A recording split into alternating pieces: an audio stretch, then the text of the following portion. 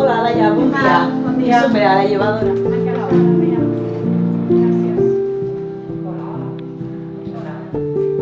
Me duele, pero estoy más tranquila.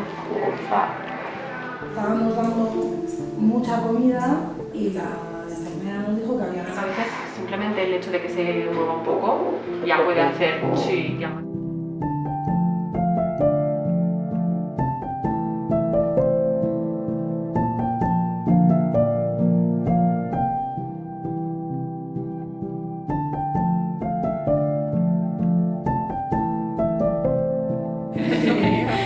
Claro, si hubiese sido de otra manera, pues igual la experiencia hubiese sido.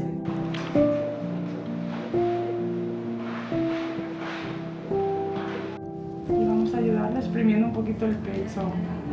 Esto lo puedes hacer tú mismo, puedes probar. Así ella le ayudará a hacer las opciones porque le llegará.